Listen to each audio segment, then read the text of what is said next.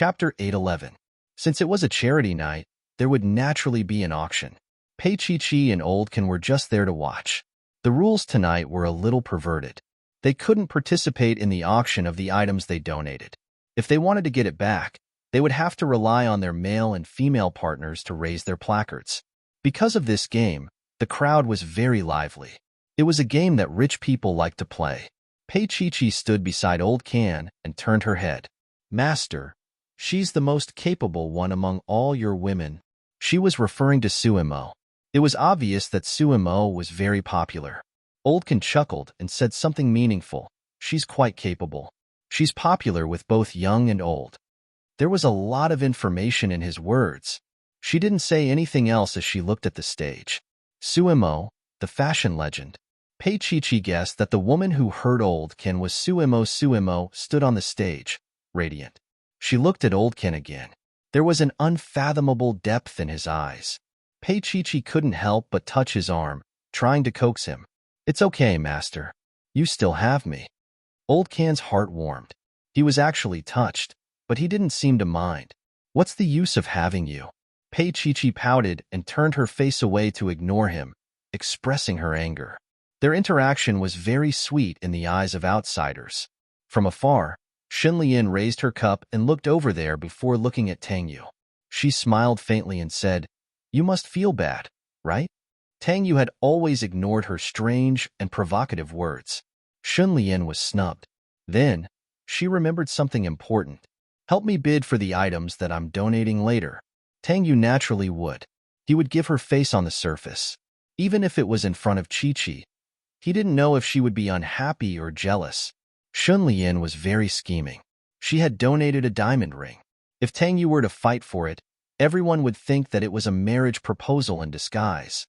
Tang Yu was also stunned when he saw the diamond ring. The 60-carat perfect diamond ring shone especially brightly on the stage. Xunlian's desire to get married was clear as day. Suimo was also on the stage. As a woman, she was a little envious when she saw the shiny diamond ring. This diamond ring was worth at least 10 million. It wasn't something that ordinary people could afford.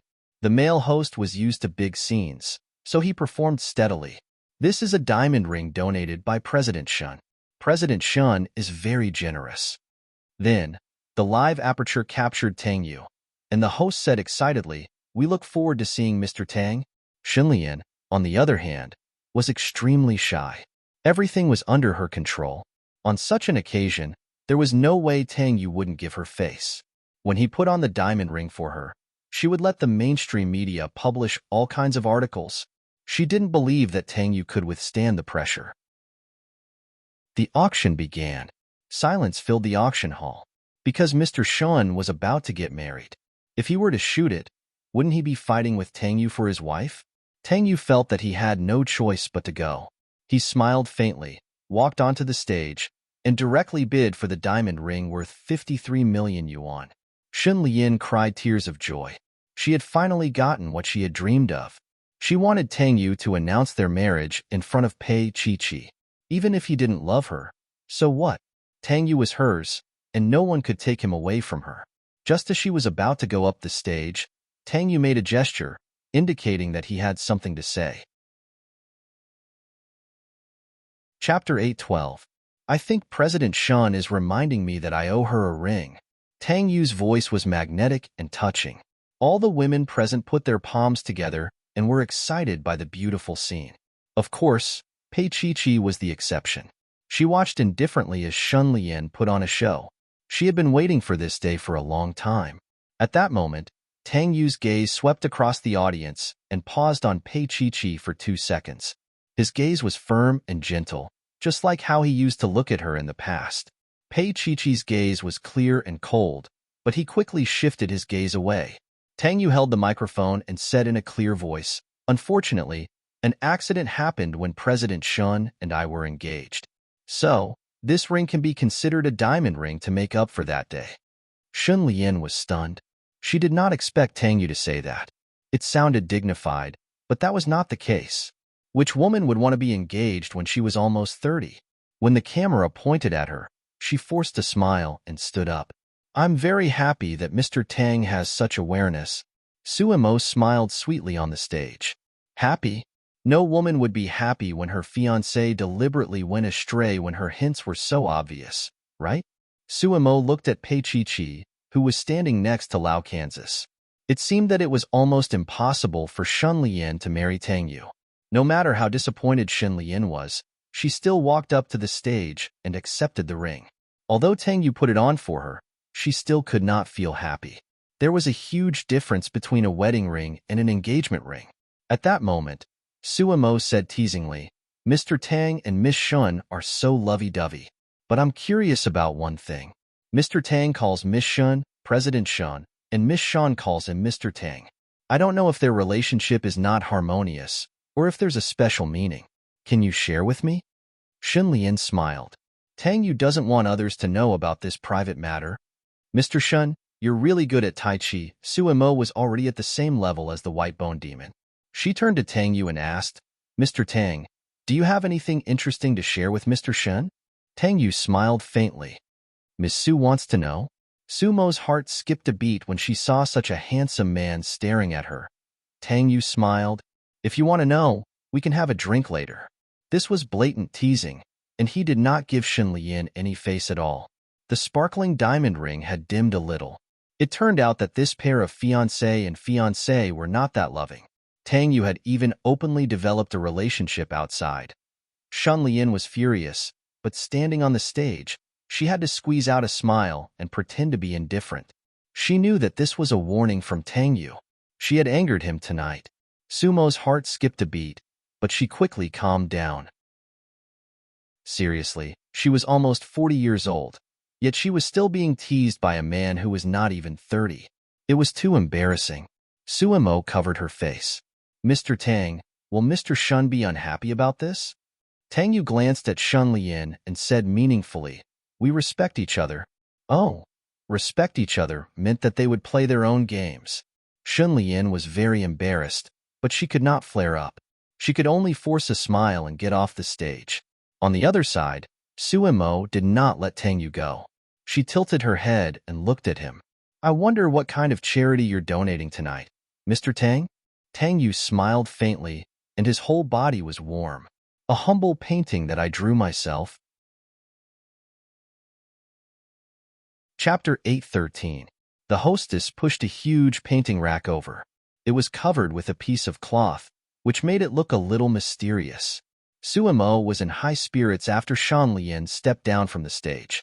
It was rare for a noble man like Tang Yu to be approachable, so she was naturally in a good mood. She interacted with Tang Yu, and the male host seemed to have nothing to do with her. Suemo tilted her head and smiled. Can I ask Mr. Tang, this painting is a character? Tang Yu smiled. Suemo had seen her fair share of handsome men in the fashion industry, and some of them put in a lot of effort to get on her good side in order to get resources from her. To be honest, she had slept with quite a few of them, but none of them were as exciting as when she was with old Kansas. However, Suemo, who was used to seeing handsome men, couldn't take her eyes off Tang Yu. Her heart was thumping. If Old Kan was suitable for sweating and hand-to-hand combat, then Tang Yu was the kind of Prince Charming that she admired. Every woman had a young girl's dream, and Suemo was no exception. Moreover, it was less likely for a woman to have such a young girl's dream when she was older. Suemo snapped back to her senses. Can I take it off? Tang Yu smiled. Of course. He walked up and grabbed a corner of the cloth with his slender fingers before pulling it off. The oil painting, which was 60 by 80 in size, appeared out of thin air. Everyone gasped in surprise. It was a painting of a young girl, but only her back was visible. In the bright kitchen, sunlight shone in through the windows. A beautiful figure stood in front of the kitchen counter. She was probably making breakfast. Her long black hair was casually clipped with a clip, and she was wearing a long white t-shirt. Her slender and straight legs were extremely beautiful. She tilted her head slightly, and only her long eyelashes and plump lips could be seen. However, it was enough to make people fall in love at first sight. The quality of the painting gave people a sense of warmth. Although it was a painting with a woman as the main character, it didn't make people focus on how beautiful the girl was. Although a girl who could make Tang Yu fall in love with her was definitely a beauty, instead, It made people feel the warmth in the artist's heart, and it created a calm and peaceful state of mind. Suemo could tell at a glance that the girl in the picture was the one Oldkin brought over. She could tell at a glance from her well-proportioned frame. She glanced at Pei Chi and saw that she was also a little shocked. She must have noticed it too. What a good show. Xin Lian had been slapped in the face. Although Suemo could tell, she knew how to put on a show. This must be President Shen. I didn't expect President Shen to be so virtuous. Actually, how could it be Xin Lian? One of Shan Lian's legs was already crippled. It was impossible for her to be barefooted. Even if she wore shoes, she would still need to wear socks. In the painting, she was barefooted, and each foot was delicate and moving. Suemo couldn't understand why Tang Yu would donate a painting like this when he had such deep feelings for her. Wouldn't it be better to keep it at home and admire it? Even though she had her doubts, she still teased Tang Yu. Mr. Tang, you can't bid for it later. If you want to get back Mr. Shen's painting, you have to show your love to the children in the mountainous area. Xin Lian's face was as cold as ice. She had no words to express her anger. That painting was of Pei Chi. Suemo spoke up. Xin Lian's face was cold as she said word by word, "Of course, I will definitely show my love."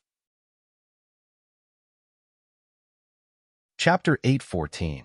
On the stage, Tang Yu remained indifferent. He stepped aside and looked at Pei Chi. He had wanted to give her this painting, but he never had the chance. Today's result was bound to be delivered to her.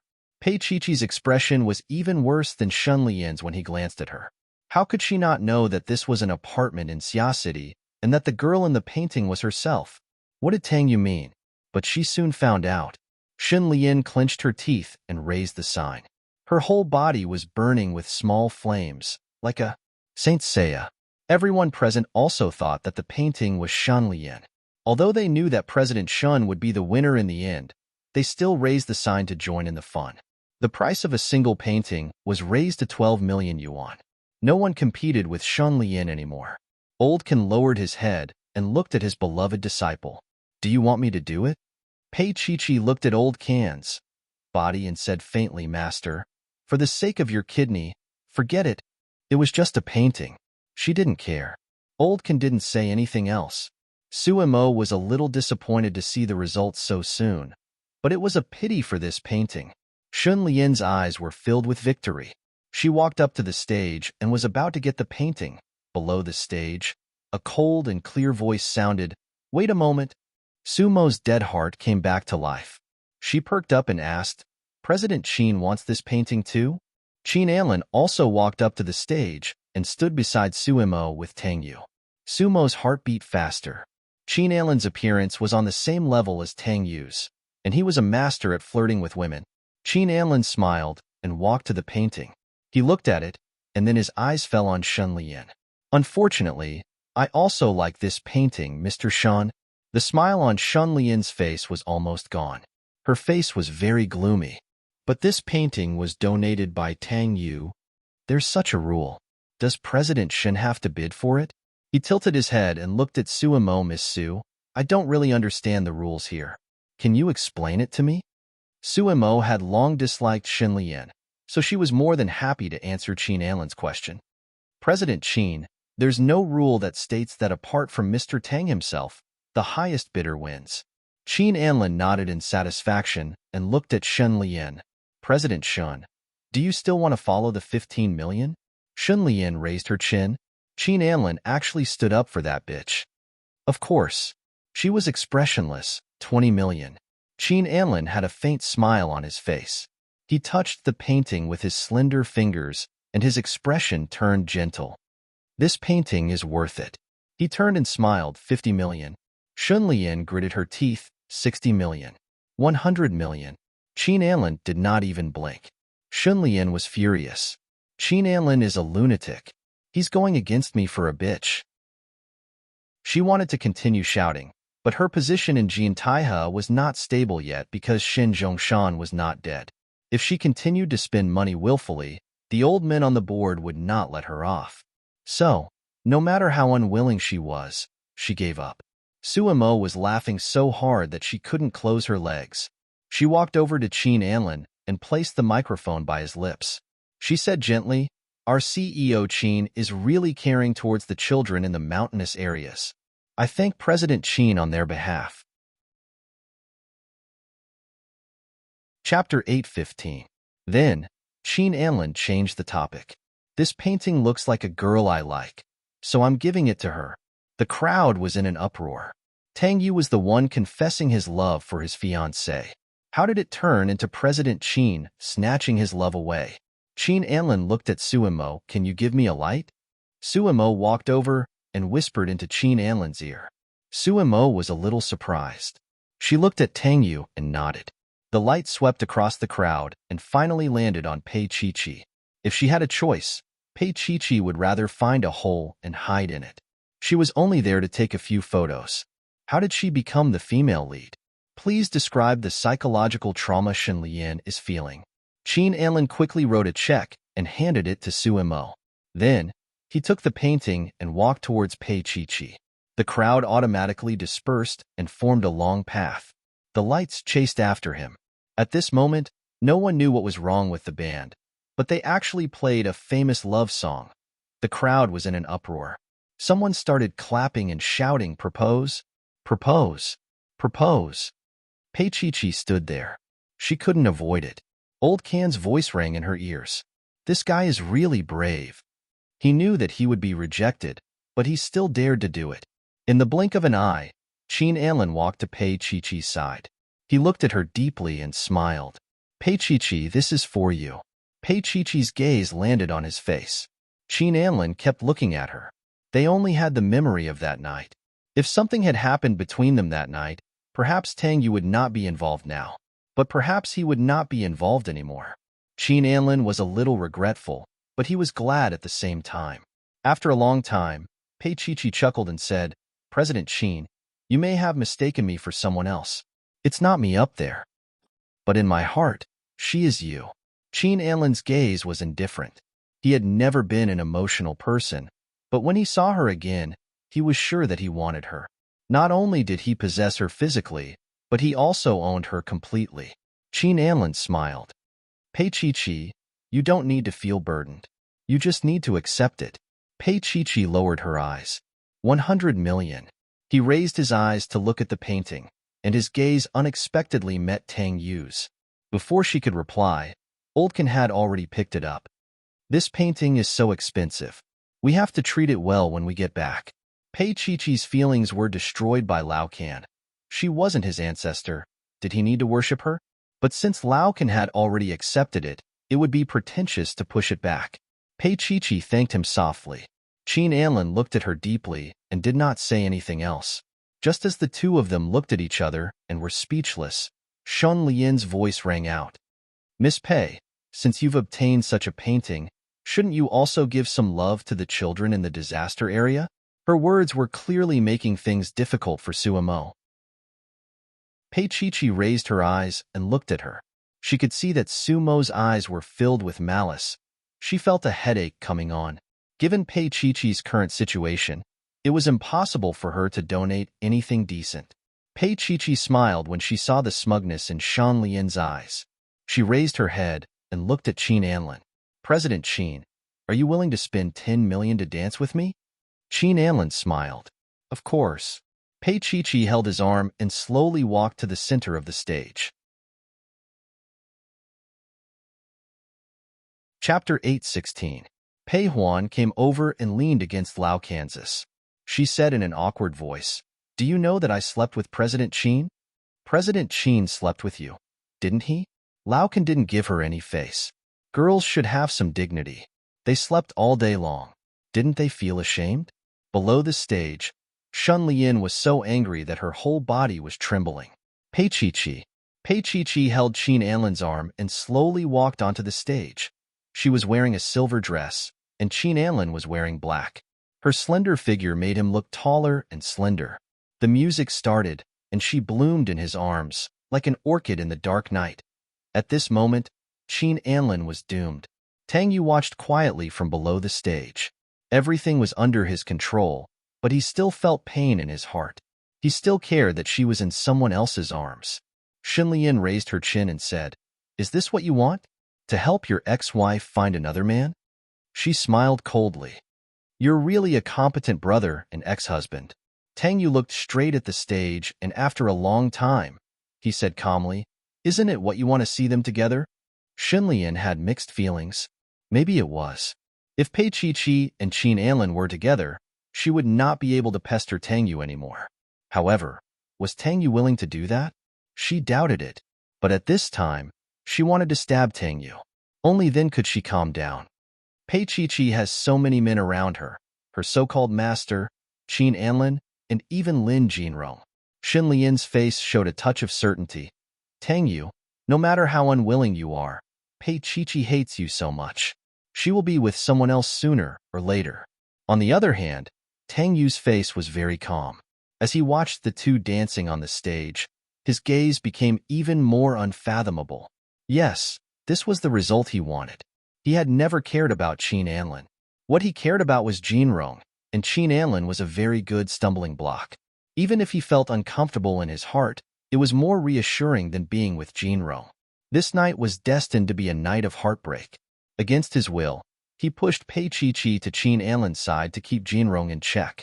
Perhaps he needed Qin Anlin to protect Chi when he was not around. Her safety was more important than being with him. Tang Yu did not continue watching. He quietly left the venue, walked to the smoking area outside, and smoked alone. Shen Lian approached quietly. In the smoke, her beautiful eyes were filled with sadness. Tang Yu, why can't you forget her? Tang Yu was still leaning against the wall, and he smiled lightly. Sometimes, I'd rather forget her myself. In that case, he could let go and let Chi be happy, instead of forcing her to wait for him like this. He knew that the waiting was hard. He did not want her to suffer, but he could not let it go. No matter how hard it was, how difficult it was, no matter what, he had to wait. Shen Lian did not understand feelings. What she wanted was to possess something. To possess something that did not belong to her. No one could save her, including herself. As he said this, Shen Lian smiled gently. Her smile was strange. Tang Yu, that's great. We are the same now. She said word by word, the same pain, the same no future, and the endless waiting. Tang Yu did not look at her. He put out the cigarette and disappeared at the end of the aisle. Tears blurred Shen Lian's eyes. Chapter 8:17. It wasn't that she hadn't seduced him before, or even drugged him, but he had always used that cold gaze to tell her that he didn't want her. Shen Lian stood under the chandelier. Her shadow was very long, and she looked very lonely. After Pei Chi and Qin Anlin had finished their dance, the charity ball was also over. She turned around to look for Lao Can, but he had already disappeared. She noticed that Pei Huan had disappeared together with him. Pei Chi sighed. Pei Huan really didn't want to give up. The main reason why she didn't agree was that Lao Can was 38 years old this year, 16 years older than Pei Huan, and he was a playboy.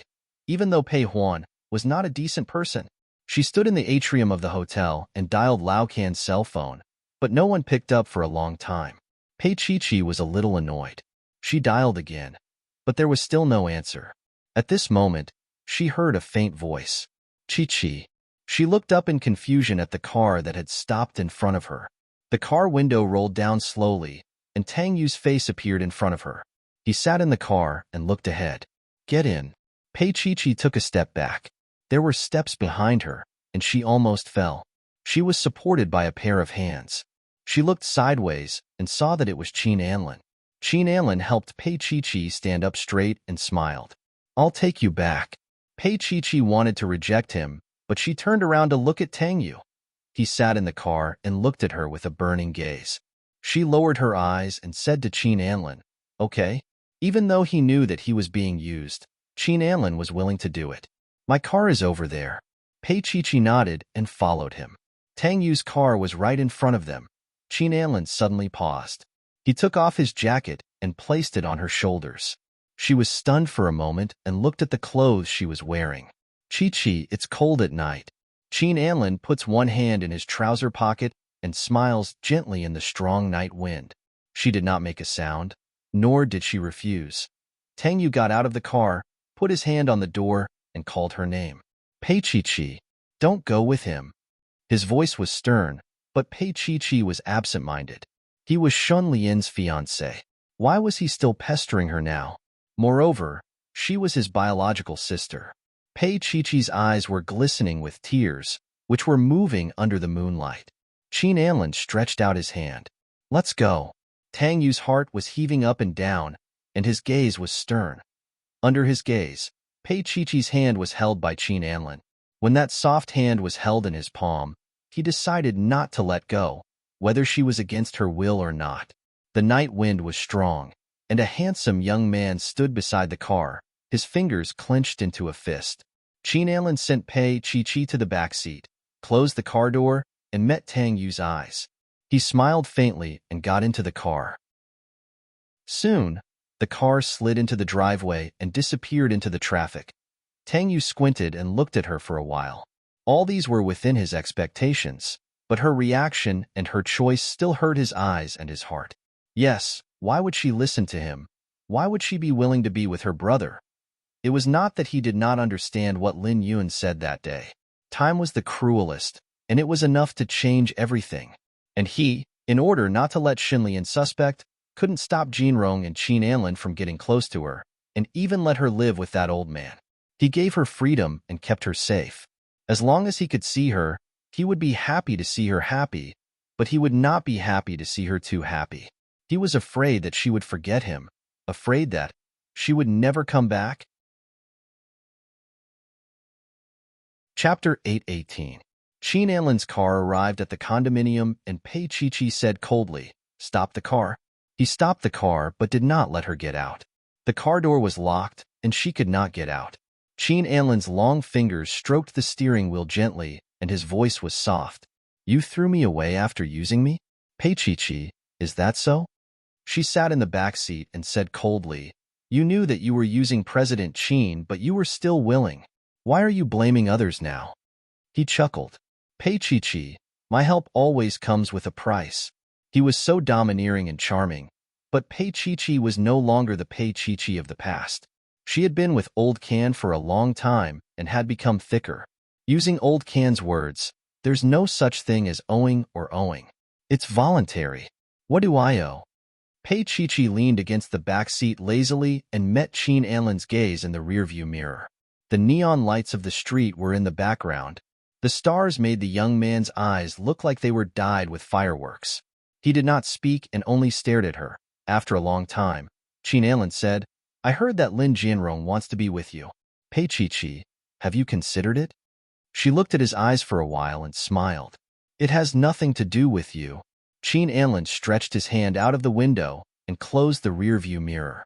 After that, he turned his body and looked straight into her eyes. He said slowly, "Pei Chi, I've confessed." Pei Chi supported her sharp chin with her slender arm. "Do I have to accept President Qin's confession?" He just looked at her.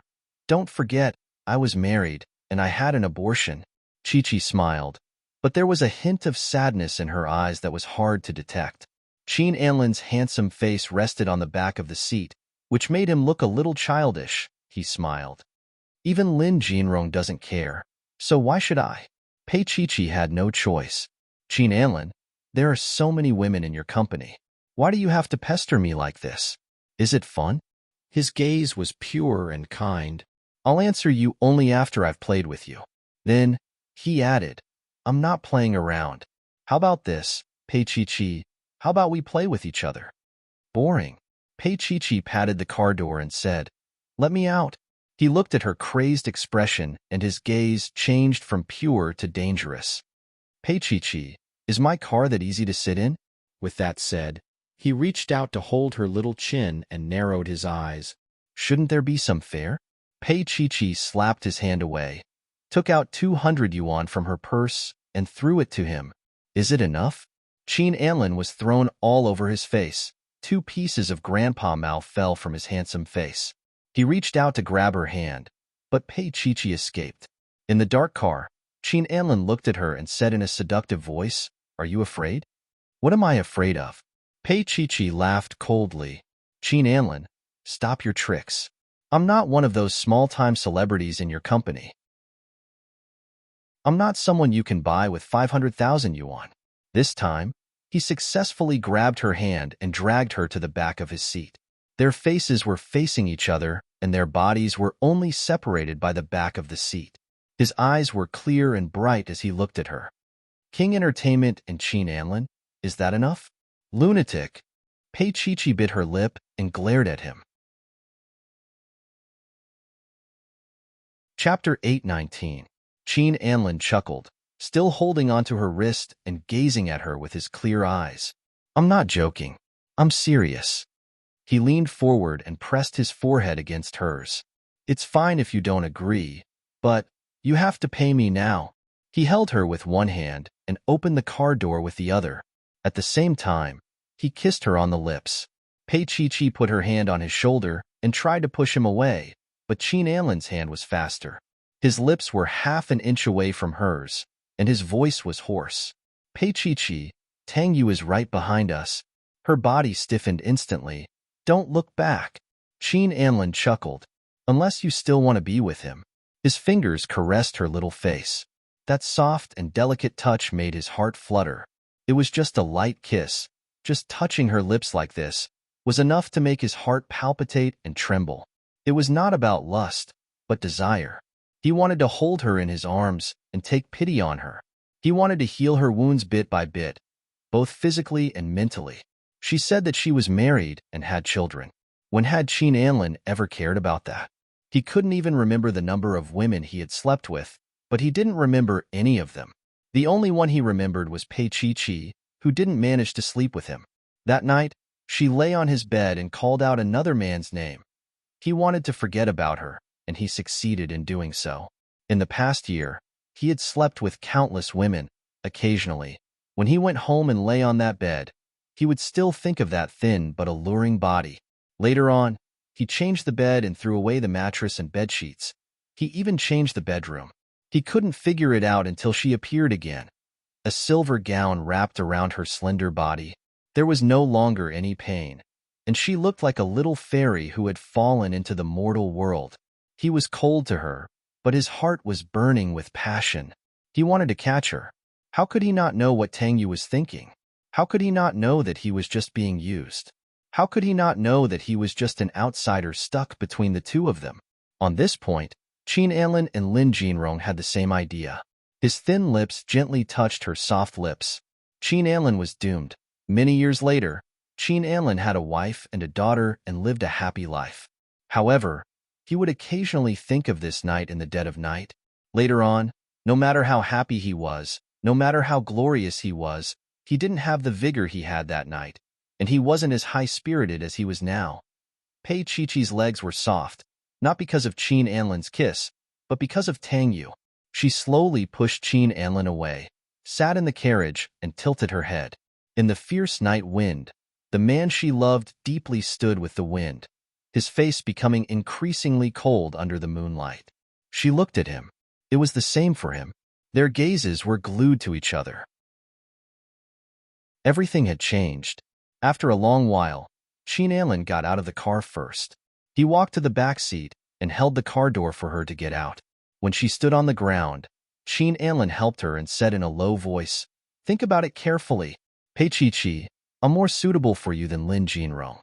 Pei Chi looked at Tang Yu in a daze.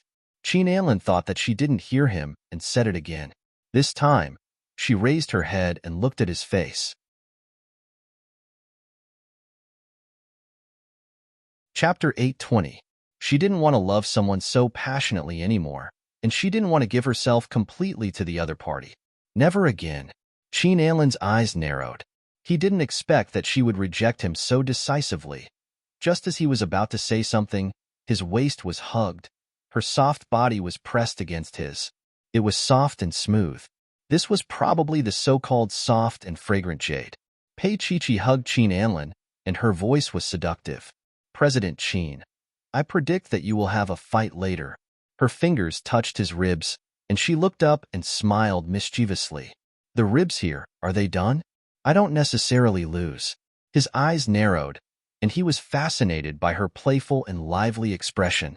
In Tang Yu's eyes, their interaction was simply burning with anger. Yes, He wanted Qin Anlin to keep Jinrong in check, so that Chi-Chi and Jinrong wouldn't be together so soon. But what did he see now? He saw Pei Chi-Chi and Qin Anlin hugging each other. Was this the speed of a rocket? Tang Yu couldn't bear it. Pei Chi-Chi jumped away lightly and said goodbye to Qin Anlin. She also mouthed to him, "Come on." Qin Anlin couldn't help laughing. He stood and watched her enter the elevator. After sending off his little fairy, he was faced with a fierce beast. Qin Anlin frowned and smiled. Not feeling well? He took out a cigarette from his pocket, lit it, and took a puff. "You drew a painting, and I spent 100 million to send it to Pei Chi-Chi. Tang Yu, you can't be too greedy. She is not yours anymore." Tang Yu stood under the moonlight, and he looked more and more noble, but there was also a touch of loneliness. Qin Anlin grew up with him. How could he not see that Shen Lian must have something in her hands, which was why Tang Yu was so afraid of her? He smiled. "Actually, if you can't give her happiness, why not let go?" Tang Yu said in a hoarse voice, "Qin Anlin, she will be mine in the end." Qin Anlin stretched out his finger and shook it gently. "No, Tang Yu, you're wrong. Pei Chi-Chi belongs to herself now." He laughed wantonly. "Tang Yu, it's not that you can't see it, you just don't dare to admit it. Right now, Pei Chi-Chi might still love you, but she also hates you. She doesn't want to be with anyone but you, me, and Lin Jinrong. Among the three of us, she will never be with you." However, at this time, Qin Anlin did not think that when Tang Yu temporarily gave up, he had grabbed the last straw for his love with Pei Chi-Chi. When necessary, he would let it go. Close the door and be careful. Even if Pei Chi-Chi fell in love with Qin Anlin or Lin Jinrong, she would still return to his side in the end. This was the humblest thought in Tang Yu's heart, and the deepest scar. "Then don't touch her." Tang Yu slowly took off his coat and threw it aside. Qin Anlin finished smoking the cigarette in his hand, threw it on the ground, and stepped on it to put it out. He looked down and chuckled. "Do you want to fight?" He raised his head again. "I heard that men who are dissatisfied with their desires will like violence." The veins on Tang Yu's forehead were bulging. Qin Anlin smiled again. "Do you dare to say that you had sex with Shen Lian?" Tang Yu's punch was coming. Qin Anlin was prepared and quickly dodged.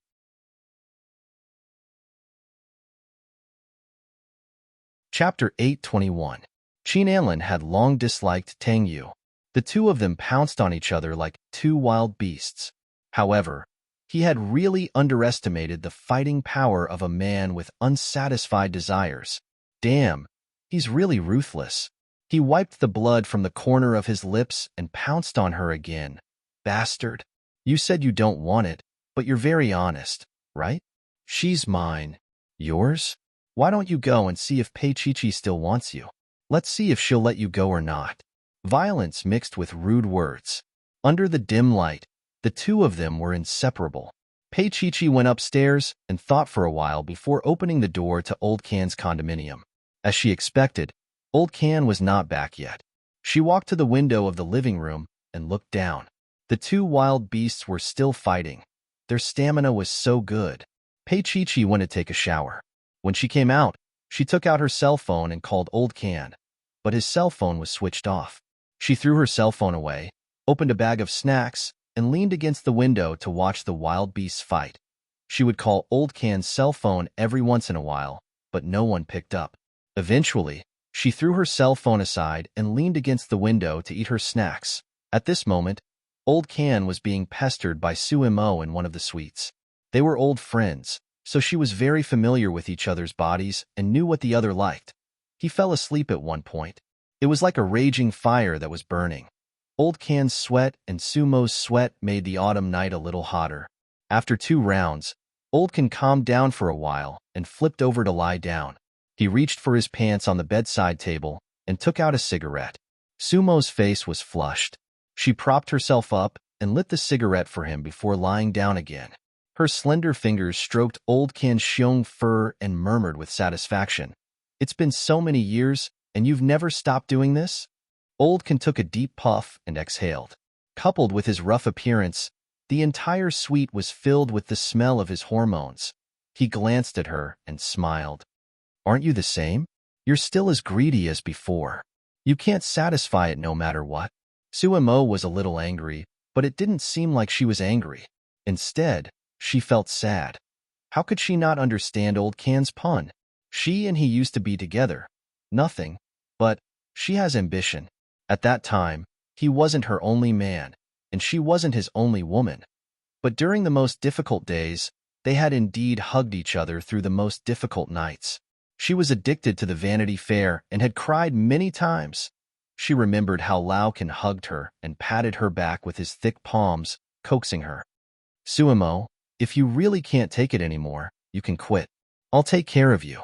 He raised her, but at that time, he was just a part-time worker with a monthly salary of 10,000 yuan. He might be able to feed her, but he really couldn't give her what she wanted. After that, they separated. Even before she had succeeded, she knew that if she didn't leave now, she would agree to Lao Can's request.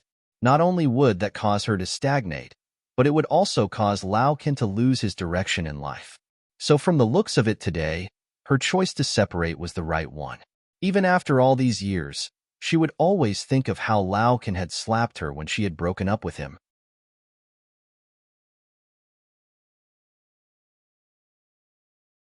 Chapter 822. Old Can let go and left B City for H City. After that, Lao Can became a dazzling new star in the photography world, winning international awards and getting tired of it. It only took him 2 years to do so. No one knew how hard Old Can worked during those 2 years and how many times he sacrificed his life for outdoor shoots. At that time, he was living a befuddled and numb life. Many people chased after his works, but only he himself knew how soulless those works were. How hollow.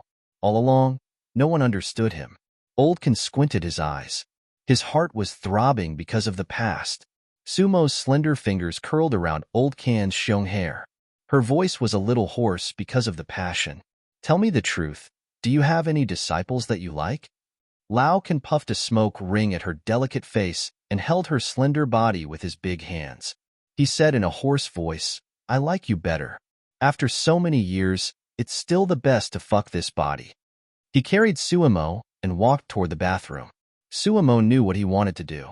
She leaned on his shoulder and hit him, screaming, Old Can, put me down, you shameless old hooligan.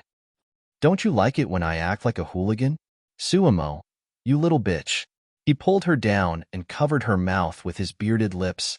He kissed her intensely like the stopper of a hot water bottle. Suemo was a very shrewish woman. However, she would only be as soft as a puddle of water under Old Can's body. She hugged his strong neck and kissed him.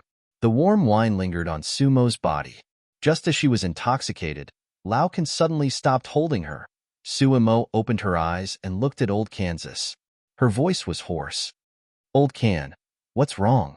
Hot water splashed on their faces and flowed down. Both of their faces were covered in water, and they couldn't see each other clearly.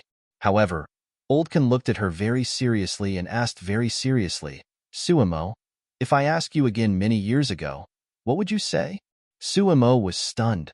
After looking at him for a long time, she slid down from his body and wrapped herself with a towel. Weren't we happy just now?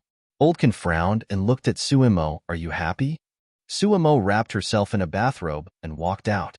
She took out Old Can's cigarette and smoked it. She watched as Old Can walked out naked. He stood in front of her with a bulging erection. It had not subsided yet. Suemo took a puff of smoke. This man was almost 40 years old, but his appetite and stamina were still unbelievably good. His muscles were so strong that she was about to fall apart. But, so what? She thought desolately that Lao Can wanted to be with her and marry her. She was well aware of that. But she couldn't give birth. She had been pregnant before, the child of a married tycoon. She had suffered a massive hemorrhage due to ectopic pregnancy. After the operation, the doctor told her that she had no chance of having another child. That day, she stood alone in a daze, thinking of nothing else but Lao Kansas. Because she knew that no matter how many men she slept with, Lao Can could forgive them all and wouldn't mind. But she couldn't live without children. He is a romantic and wants to live an idyllic life. But she was just a literary chicken that could no longer lay eggs. Suemo took a deep puff of her cigarette in frustration and looked at Old Kansas. Must you bring up something so disappointing? Old Can's pupils contracted rapidly, and the word hurt was clearly written on his face. He rubbed his neck and asked, "Is this something that's disappointing?" Suemo was initially feeling a little passionate, but it was all gone now. She had always been a decisive woman. Since she couldn't be with Old Can, she shouldn't drag it out.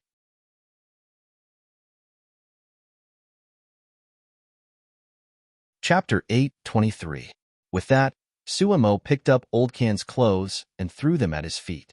"Put on your clothes and leave." She walked to the door and opened it, however. The moment the door opened, Pei Huan was sitting by the door like a stray puppy with tears in her eyes. At this moment, Old Can was completely naked. In fact, he was even in that state. Pei Huan's rosy lips were slightly agape. She was obviously shocked. Her eyes turned even redder. She looked at Old Can's body, which was covered in red marks. There were hickeys and scratches. Suemo only had a bathrobe hanging loosely on her body, and her face was flushed. Even an idiot would know what had happened. Pei Huan looked at this and that. Then, she burst into tears and ran away. Suemo rolled her eyes and slammed the door shut. She walked up to Old Can and poked his chest with her slender fingers. "How dare you get involved with someone like Pei Huan?" Old Can grabbed her hand and flung it away as he started to put on his clothes. Suemo did not give up and pulled his hair again. "Old Can, did you hear what I said?" He narrowed his eyes. "Suemo, Chief Editor Su, what right do you have to meddle in my business?" He pulled up his zipper, but it was stuck. He pulled it up forcefully. It was a little painful, but not as painful as the pain in his heart. Suemo glared at him. Was he really going to leave? This old jerk. He was an old hooligan. Old Can looked at her coldly. "Suemo, you haven't changed at all." Suemo felt a stabbing pain in her heart. She pursed her lips tightly as she watched him walk out and slam the door shut. The perspiration on her body was starting to turn cold, and it was very uncomfortable. Old Can walked out to the elevator and saw Pei Huan squatting there. He walked into the elevator and was hugged from behind the moment he entered. He pressed the button for the first floor and said coldly, "Why? You're willing to pay for it?" Pei Huan was lying on his back. His back was very wide. "Just like Pei Mingyi's, you slept with her?" Pei Huan's small hands hugged his waist and slowly slid down to his abdomen. She noticed how pathetic he was. Old Can had a bad habit.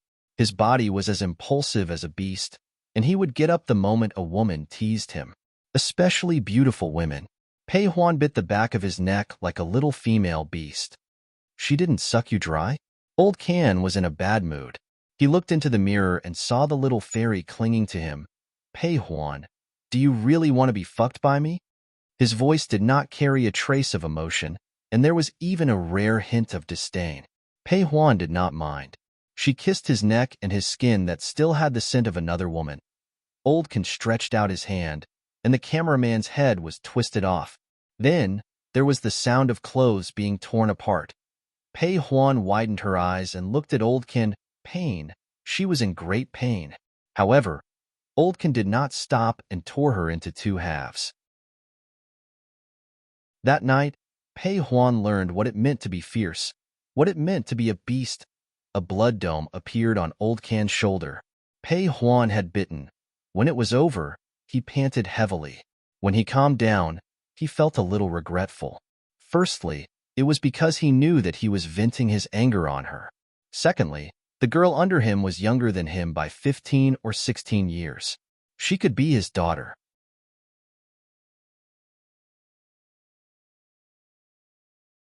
Chapter 8:24. If Pei Huan said yes at this moment, Old Can would really marry her. But Pei Huan was half serious. She just wanted to have a taste of him. It was as simple as that. She wanted to monopolize Pei Chi-Chi's body. Everything was good, and she wanted to take it for herself.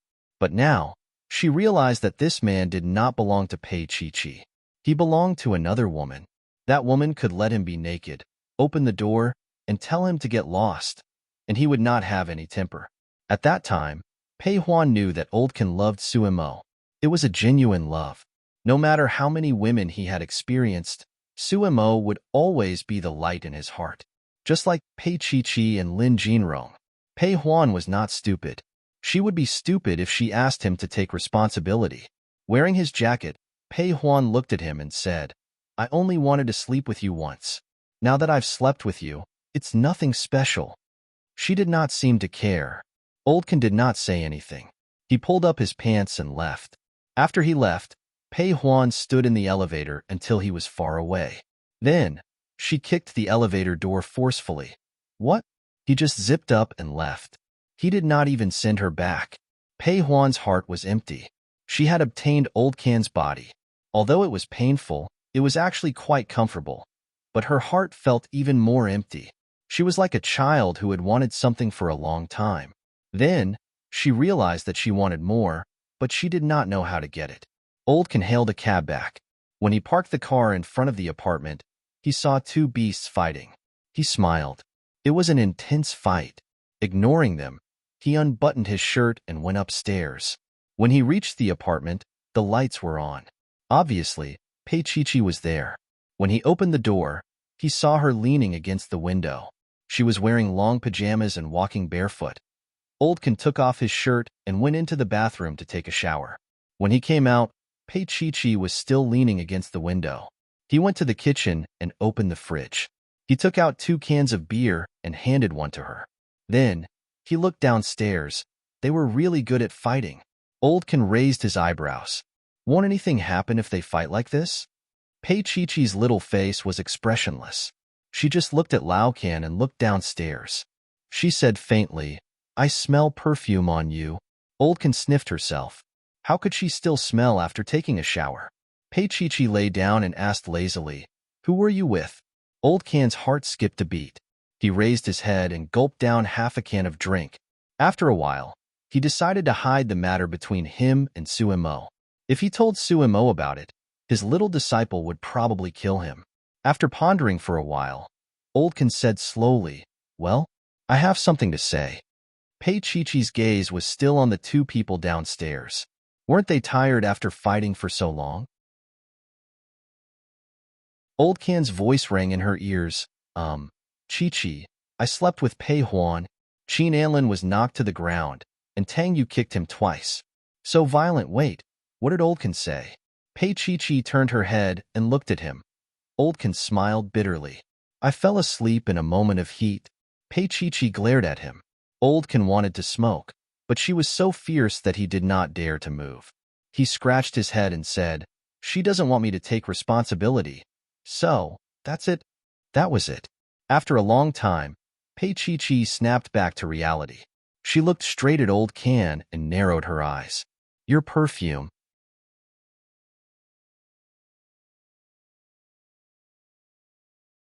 Chapter 825. Pei Chi's voice was very slow and light, but it gave off a hair-raising feeling. Pei Huan doesn't need such a mature perfume. Old Can, think about it carefully. Did you miss anything that you didn't tell me? Old Can's eyes were as wide as saucers, and he said gruffly, What could there be? Like the owner of the perfume? Pei Chi grabbed the front of his bathrobe. Who were you with before Pei Huan? Old Can stared at Pei Chi for a long time before he said gruffly, With Suimo, slept with her? Old Can's eyes widened, and his pupils shrank. He didn't say a word. At this moment, Pei Chi was sure that Pei Huan had used Sumo's second-hand goods tonight. You're amazing. 2 in 1 night. Pei Chi threw the snacks in her hand, picked up something from the side, and threw it at Old Can. Old Can jumped up and begged for mercy as he ran. But you promised not to hit my face? Don't you have any shame? Pei Chi didn't care. I said you can't sleep with Pei Huan. Not only did you sleep with her, but you also slept with someone else. You can sleep with her in the future. After throwing the things in her hand, Pei Chi picked up the things around her and threw them at Old Kansas. The apartment was like a battlefield. The fight was intense downstairs, but it was even more intense upstairs. Oldkin didn't dare to fight back. On one hand, he felt guilty. On the other hand, he didn't want to fight with the girl. He was rough, and what if he hurt her? Pei Chi had nothing else to throw, so she took off her slippers and hit Old Can. Oldkin hugged his head, opened the door, and walked out. Can I leave? But how could Pei Chi let him go so easily? The more he admitted defeat, the more ferocious she became. Tang Yu and Qin Anlin were beating each other up, but they suddenly stopped. They just watched as Pei Chi-Chi chased after Old Kansas. Both of them were in their pajamas, and one of them was barefoot and holding slippers. They rushed out of the elevator just like that. It was a scene that no one could imagine. Are we still going to fight? Qin Anlin glanced at Tang Yu, got up, took out 2 crumpled cigarettes from his pocket, straightened them, and handed one to Tang Yu. Tang Yu took it and stood with Qin Anlin, watching the 2 people running over there. Qin Anlin suddenly said, in fact, none of us can give her happiness like Lao Kansas. That was because Lao Tzu only knew how to give, and would never ask her to take out something she didn't want to take out. She was full of energy and happiness when she was with Lao Can. Tang Yu, if you let go, I'll let go. What do you think? Qin Anlin suddenly had a lofty aspiration. Tang Yu raised her head slightly and unbuttoned a few buttons on her shirt, revealing her jade-like skin and sexy collarbone. I can't do it. He turned his head sideways. Qin Anlin, I'm different from you. You just like Pei Chi-Chi, her character, and her appearance. But I'm different. To me, Chi-Chi is my life. He would never give up on her. No matter how difficult it was, he would wait for that day. He also believed that her love and hatred for him would last until that day, and she would not fall in love with someone else. If she could love someone else so easily, it would not be love anymore. As the night breeze blew, he watched as Pei Chi-Chi gradually stopped running. She was looking at him in a daze. Her eyes looked pitiful. Tang Yu smiled warmly at her and walked over slowly.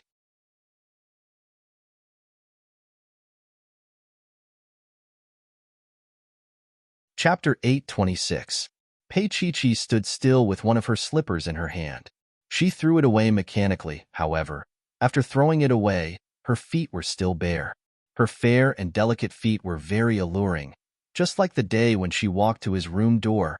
Only in front of him would she behave so helplessly, as though her IQ was not on the line. Tang Yu walked over slowly and picked up her slippers. Before she could react, he squatted down in front of her humbly and held her smooth little feet. Her little toes were as beautiful as little enoki mushrooms. His fingers could not help but caress them and quickly put them on for her. Pei Chi-Chi shrunk her feet and wanted to escape, however. His palm held hers and did not allow her to escape. Following that, he stood up and slowly moved his hand up to hold her slender waist. When she came back to her senses, she was pressed against the body of his black limousine. Her back was cold, and in front of her was his warm body. Beside them were Qin Anlin and Lao Kansas. Lao Can was quite happy. No matter who it was that had dragged Pei Chi-Chi away, he had to thank them. Yes, he had to thank them handsomely. However, the next second, he was shocked. Damn! They really kissed. Pei Chi-Chi's gaze fell on the corner of Tang Yu's lips. There was a trace of blood, and the corner of his lips was bruised. It was obvious that he was injured. She looked at him in a daze while his slender fingers touched her red lips. His voice was unbelievably hoarse. You let him kiss you? She seemed to have sensed danger as she lifted her eyes and stared at him. However, in the next second, her lips were swallowed by him, and he sucked on them like a raging wave. He rolled her up and tossed her into the sky before falling back down. It was another round of intense kissing. It was intense and repeated. Just like that, he kept being tossed around like a small boat on the sea, unable to reach the shore. When she came back to her senses, she realized that he was scalding hot. Everywhere was scalding hot. His well-defined fingers held her little face, and his other hand threaded through her long hair. He pulled her close to him savagely, and their lips touched at a negative distance. She felt as if she was going to melt from his heat. Her legs were so weak that she couldn't react at all. Those fragmented voices were all crushed and swallowed by his lips and tongue. His body struggled slightly as he was pressed against the car even more forcefully.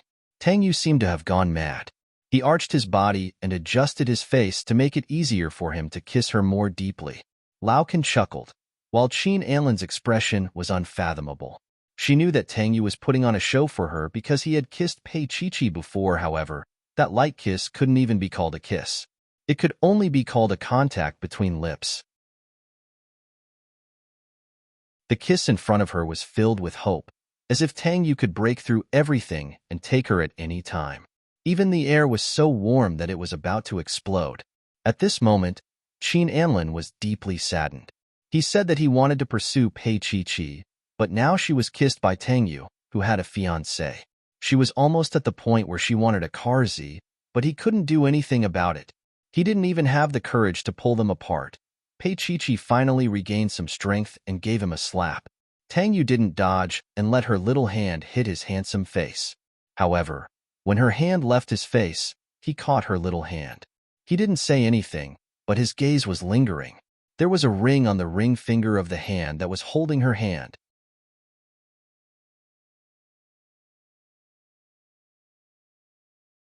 Chapter 8:27. Pei Chi-Chi's eyes were a little blurred. She looked at the ring and pursed her lips. His heart throbbed painfully. She raised her head and looked at him. What does this mean? Her words were like a sharp blade. She was in pain, but he was in more pain than she was. He held onto her little hand and slowly, but forcefully pulled her little hand to his cheek. The cold man's ring was pressed against her cold little face. At this moment, Pei Chi-Chi wanted to cry. Tang Yu's voice was a little hoarse. Chi-Chi, I'll wait for you. These words were like a curse, which successfully made Pei Chi-Chi unable to sleep that night. At this moment, she looked at him with countless little stars in her eyes. Her body shrank. She bit her lip and looked at him in disbelief, as if she was looking at a lunatic. After that, she ran away. She ran away and didn't come back to get a slipper. Oldkin sighed, walked over to pick up the slipper, and walked slowly into the elevator. Only Qin Anlin and Tang Yu were left at the scene. Qin Anlin walked over and chuckled. He looked at Tang Yu. Do you feel better after washing Pei Chi-Chi's little mouth with your own saliva? Tang Yu turned around. Qin Anlin's smile became mocking. Tang Yu, do you know that you are a lunatic? A lunatic in love. He wasn't sure at first, but now he was sure that his biggest enemy wasn't Lin Jinrong, but Tang Yu. Not for anything else, but because the person Pei Chi-Chi loved was Tang Yu. Qin Anlin had seen tonight what it meant to be completely used. He was such a fool. The funny thing was that he was still unwilling to give up and was still willing to be used by Tang Yu again and again. Because he couldn't bear to give up. He tried to give up, but he failed. Oldkin returned to the apartment. Pei Chi-Chi wasn't there. He stood at her door for a moment, then knocked. Slippers. I don't want it anymore. Her voice came from inside. Oldkin grinned and didn't say anything more. Tang Yu was really his savior. As soon as he showed up, Pei Shaoqi immediately stopped acting. What happened to the energy that was chasing him just now? It was all gone. Sure enough, everything has its vanquisher. Laukin sighed. He knocked on the door. Are you all right? Pei Chi-Chi's voice was a little nasal. Oldkin, go away. Oh, he was really angry. Oldkin took the slippers and went back. Anyway, this girl would calm down. He could just come back tomorrow to get it. He returned to his side and lay on the sofa. He was not in a good mood. After all, he was rejected by Suimo once again. Suimo was the only one that Laukin truly had feelings for. However, his biggest mistake tonight was sleeping with Pei Huan. Oldkin was a man who respected women. He really didn't despise Pei Huan. However, how could two people who didn't love each other be together? If he had slept with her, then forget it. That night, many people were destined to have a sleepless night. Tang Yu's car didn't go straight back to the Rose Garden. Instead, he drove to a secluded clubhouse. It was quiet all the way until he pushed open the door of a private room. The person inside had his back facing him. Tang Yu didn't ask him to turn around. He went over and sat down. The two of them were silent. After a long time, he asked softly, "How is Shan?" The man stood in the dark and said softly, "I suspect that Shan has recovered." Tang Yu's fingers tightened.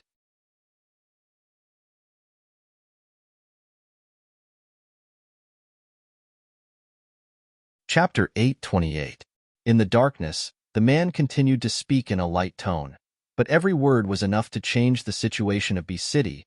But the real power of Jin Taihe is now in the hands of Shun Lian, and Shun Zhongshan is probably at his wit's end. The man paused. Maybe he wants more. Tang Yu knew very well what that more was. In this game of chess, the one he wanted the most was Chi-Chi, the little wife he had left behind.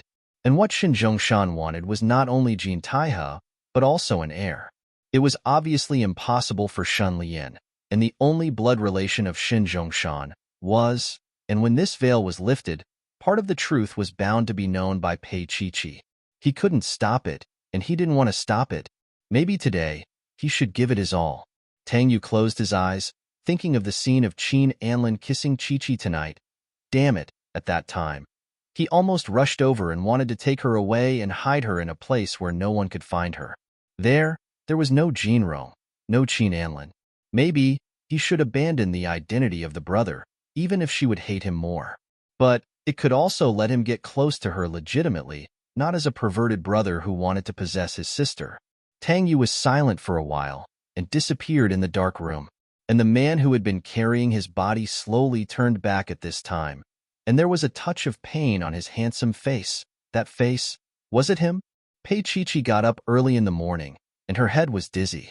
Last night was like a dream. BMW, fancy clothes, diamond jewelry, Tang Yu. She was stunned for a while, and then laughed at herself. Pei Chi-Chi, that has nothing to do with you. You are just a small photographer. If Lao Qian is not here, you have to squeeze into the subway to go to work and take outdoor scenes with your camera. This is the truest life you have ever lived. She got up and quickly brushed her teeth and washed her face. After making 2 sets of breakfast, she went to knock on Lao Qian's door. Although she was still angry, she was much more open-minded. Lao Qian could sleep with Pei Huan because Pei Huan wanted to, so there was no need to take it too seriously. When Lao Qian came out to open the door, he didn't expect it to be Pei Chi-Chi, so he only wore pajama pants and was bare-chested. His thick xiong fur made Pei Chi-Chi's eyes pop out. Of course, there were also scratches on his waist, as if a cat had scratched him. Lao Qian noticed her gaze and felt a little uncomfortable. He scratched his head and said, "Wait for me." He put on his clothes and went to have breakfast. Pei Chi-Chi looked at him and asked, "Did Pei Huan or Suimo catch you?" Old Qian blushed and coughed lightly. "Pei Huan isn't that wild. He's only meowing like a kitten. Only that fierce bitch, Suimo, would scratch him so fiercely as if she's never seen a man before." Pei Chi-Chi was unhappy again. "Very proud, aren't you?" "No, absolutely not. I was also muddle-headed at that time, wasn't I?" Old Qian cared about his little disciple very much. Not to mention anything else, just living together for a while. His little disciple's cooking had conquered his stomach. Sumo's rejection was no longer as painful as before. Pei Chi-Chi looked down and said softly after a while, "If you don't love Pei Huan, don't provoke her anymore." Old Qian was a good person, so it was not surprising that Pei Huan liked him. However, it was better to stay away from a man who had someone else in his heart. Seeing that she had finally relented, Old Qian was also relieved. He grunted and his eyes were filled with tears. The two of them reconciled, and Pei Chi-Chi took Old Qian's car to the magazine office.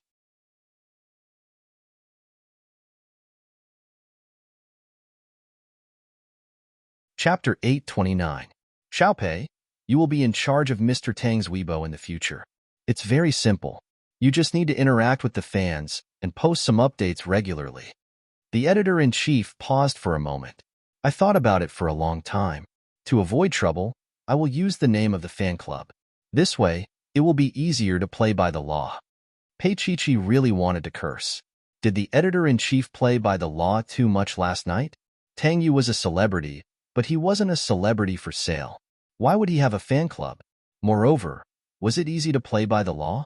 If things went wrong, the entire magazine would be wiped out. Where did the editor-in-chief get his confidence from? The editor-in-chief saw her dissatisfaction and smiled. Of course, we won't use our magazine's name. We will open the account in our private name. This account is like our baby. We have to love it and take care of it. Xiaopei, you are the one I trust the most. I will leave my child in your hands. When it came to shamelessness, Pei Chi-Chi only admired the editor-in-chief. Even though she was cursing in her heart, Pei Chi-Chi still took the slip of paper with the account password and went out. She logged into the account. Amy slid over and asked quietly, "How was the charity night last night?" It's all in the newspapers, but I didn't see you. Pei Chi answered Amy while busying herself. I'm just a small character. Amy replied, oh. She slid back and said as if she was sleepwalking, but I think the person in the painting looks like you. Pei Chi didn't say anything. She remembered that the painting was in Old Can's hands. What happened after that? Just as she was thinking, the express delivery arrived. It was from Suemo, and the item was the painting. Of course, Pei Chi thought deeper. Suemo was the one who slept with Old Can last night. She opened the painting and confirmed that it was the painting. Amy looked at it eagerly. It's really you. Through this painting, she could imagine countless scenes of Pei Chi and Tang Yu living together. Ex-husband and ex-wife. Pei Chi, did you and him? Amy lowered her voice and looked around secretly.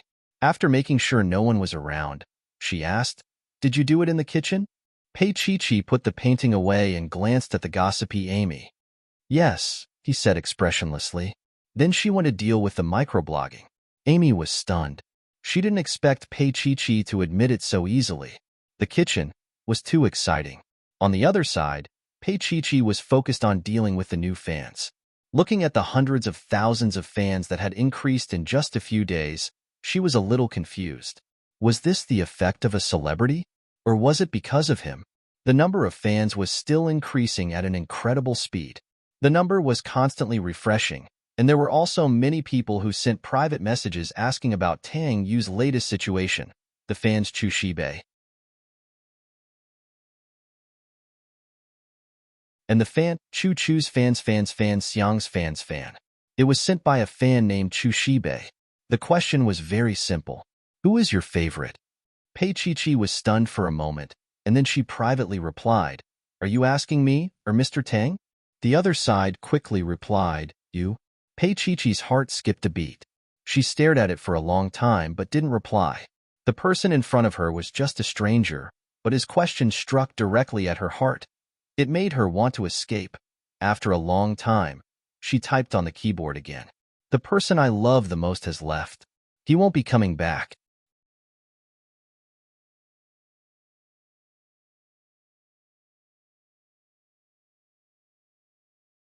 Chapter 830. Pei Chi stared at the three words, Chu Shibei, in a daze. After about half an hour, she thought that the person would not return, but the pop-up window popped up again. The person I love has also left, but I am waiting for her. I believe that she will come back. Waiting for her? Then he was. Are you a man? Pei Chi quickly typed over. The other side replied with a smiling emoji, which meant that he admitted it. Pei Chi thought that the people who paid attention to this microblog should be little girls who loved to fantasize. How could there be a man here? She shook her head. She really wanted to blacklist him, but she couldn't make up her mind as she clicked on the mouse. At this time, the pop-up window popped up again, this time with a paragraph of text.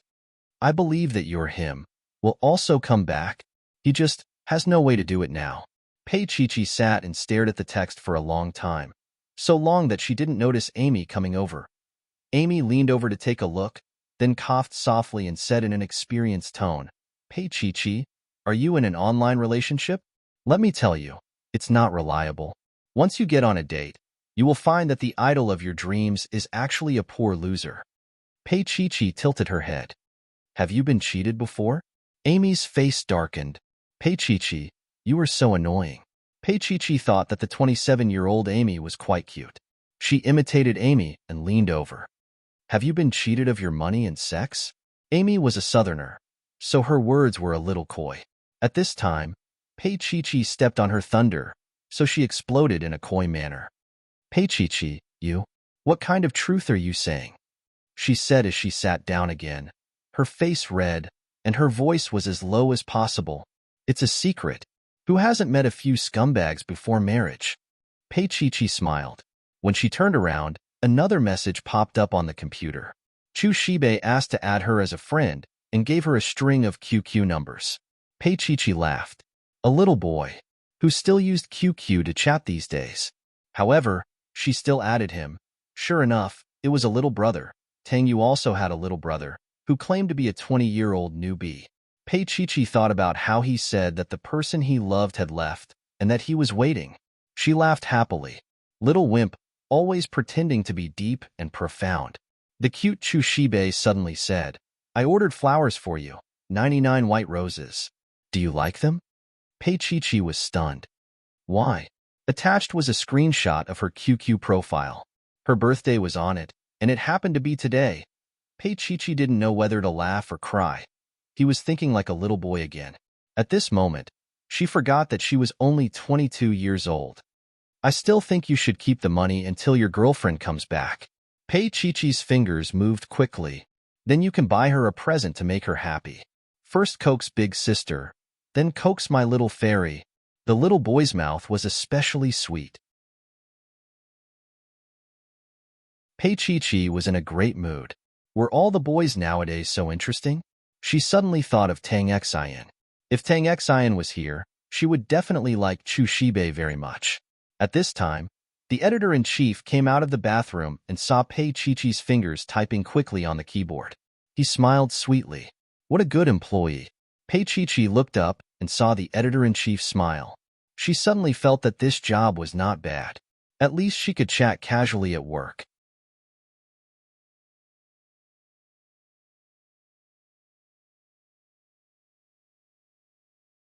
Chapter 831. Pei-Chi-Chi sighed in her heart. In fact, she did not want anything to happen between her and Jinrong. In addition to the uneasiness of her identity, as she had said to Qin Anlin, she really did not want to have any feelings now. It was good to be alone. Before answering the phone, she said to Chu Shibe, a friend was looking for her, so she answered the phone. A few words came quickly from the other side of the phone. Boyfriend? Pei-Chi-Chi picked up Lin Jinrong's phone and looked at the 3 words with a smile. Silly child. She had just said that she did not have a boyfriend. Because she was smiling, her voice was particularly light. Jinrong. Lin Jinrong was sitting in the president's office at the headquarters of Lin Group. His young face was very handsome. He was holding a mobile phone in one hand and a gold pin in the other, writing and drawing on the table. Pei-Chi-Chi, I heard that someone is having a birthday today. Is that true? Pei-Chi-Chi was a little surprised. She pursed her lips and did not know what to say.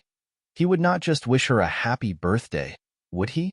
Lin Jinrong waited for a while, but Pei-Chi-Chi did not say anything, so he directly said, Let's have dinner together tonight. Pei-Chi-Chi, I just came back today and did not make it in time to dance with you yesterday. Is it okay to treat me to dinner today? Pei-Chi-Chi found it hard to refuse, so she agreed and made an appointment. After putting down the phone, she felt an indescribable stuffiness in her heart. She could face Qin Anlin's pressure with a cold face, but Jinrong was different. She pondered for a long time before she found a string of conversations on the computer screen, and it was sent by Chu Shibe. Are you still there? Do you have a date tonight? Pei-Chi-Chi smiled and her fingers fell on the keyboard, typing very slowly.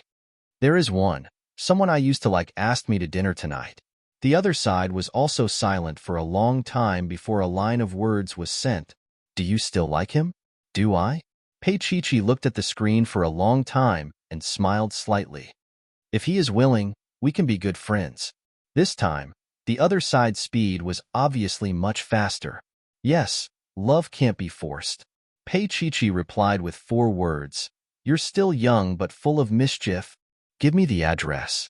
I'll send the roses over. A message was typed. In fact, Pei-Chi-Chi was still in a difficult position, but Chu Shibe sent another pitiful emoji. Miss, you won't even give me this chance, right? All right. Pei-Chi-Chi gave him the address of the magazine and left his phone number on the other side. Tang Yu looked at the name she left behind. Pei Xiaohua. She's really good at naming things. Tang Yu looked serious. He pressed the internal line and called Xiaoran. Xiaoran came in and looked at the CEO's serious face. This address, send a bouquet of white roses, 99 of them. Tang Yu handed a note to Xiaoran. Xiaoran nodded. He was a little surprised. Was this for President Shen? But when he took the note, he was a little confused. Pei Xiaohua. Xiaoran asked with some difficulty. Is it Pei-Chi-Chi? Tang Yu still looked serious. Write it as Pei Xiaohua. And don't let anyone know that it's from me. Write it as Chu Shibe. Xiaoran nodded, knowing that she was the only one who knew about this. She immediately went to do it. Although it was a little messy, her heart was as clear as a mirror. In the end, the CEO only had Pei Chi in his heart and no one else.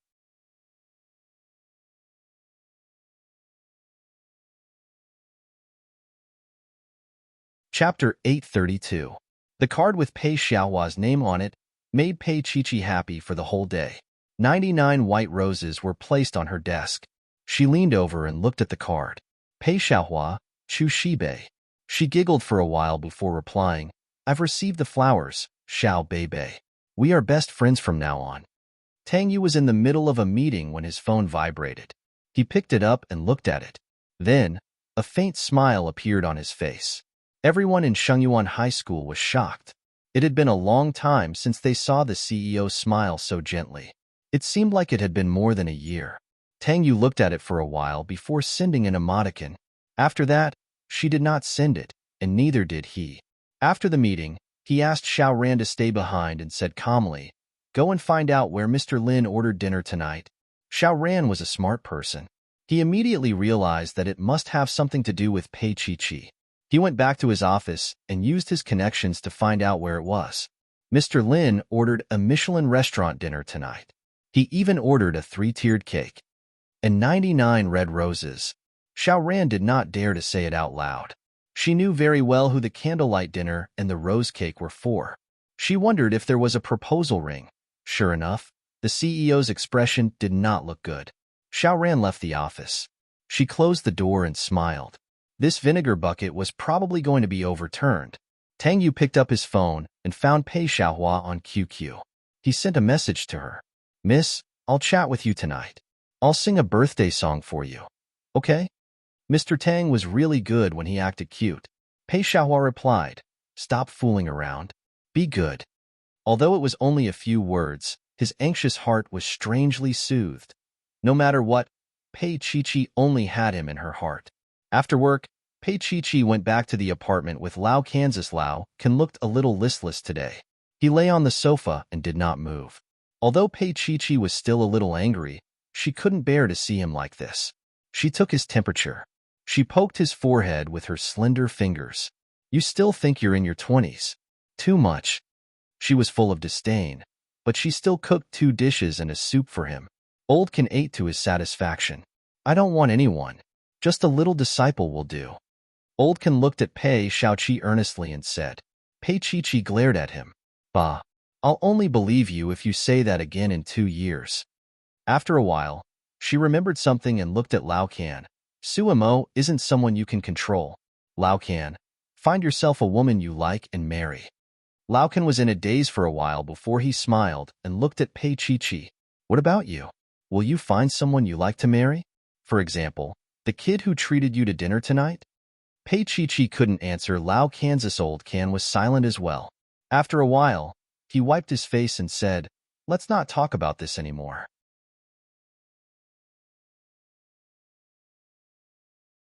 Let's just live like this. After the incident, Pei Chi's mood was still a little gloomy when she arrived at the Michelin Hotel. She was sad for Lao Kansas. Lin Jinrong had already arrived. He was standing at the entrance of the hotel in a black suit. He was handsome and elegant. This was how Pei Chi imagined Lin Jinrong to look like when she was in school. But now that she saw him, she was no longer moved.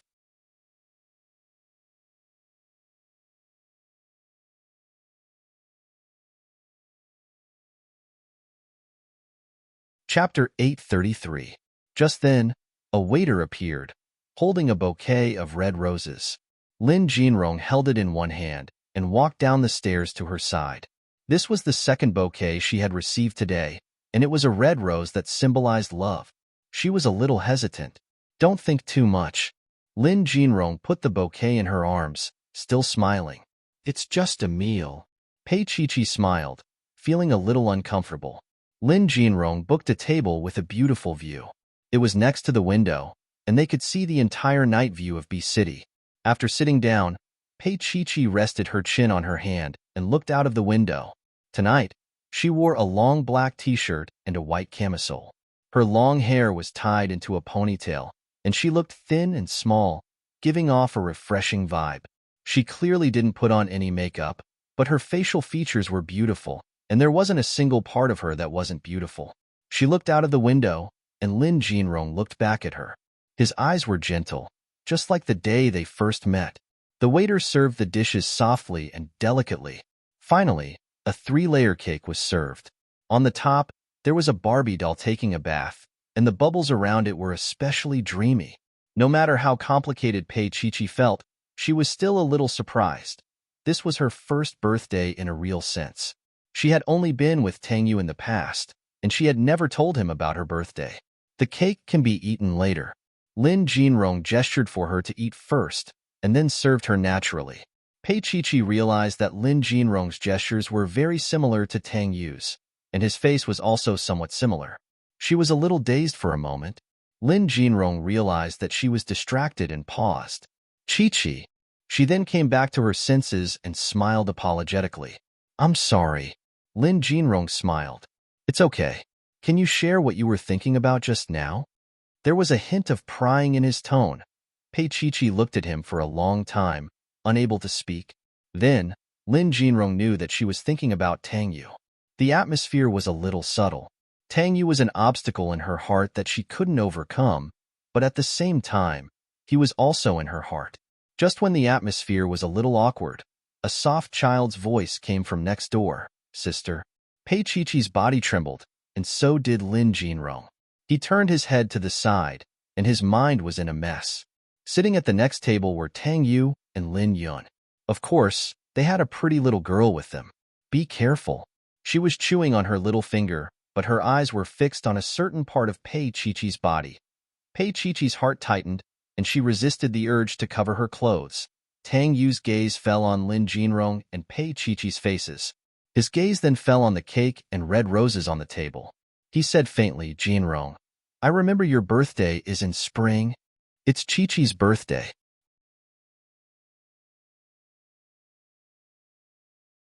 Lin Jinrong smiled and ignored the uncomfortable situation. He walked over and greeted Lin Yun. Auntie. Pei Chi wanted to dig a hole in the ground. Although she didn't want to develop anything with Jinrong, her ex-husband and ex-mother-in-law were there. It was true that she and Jinrong would sit together for a candlelit dinner. Moreover, they were relatives. Tang Yu's gaze was locked on her. Only Lin Jinrong walked over calmly and hugged Xiaoxin. Xiaoxin, do you miss your brother? Tang Yu held his forehead, feeling a headache. Lin Yun glanced at her son and sighed softly. Their relationship was a mess.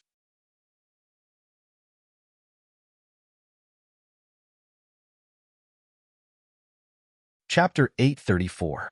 Pei Chi was in a difficult position.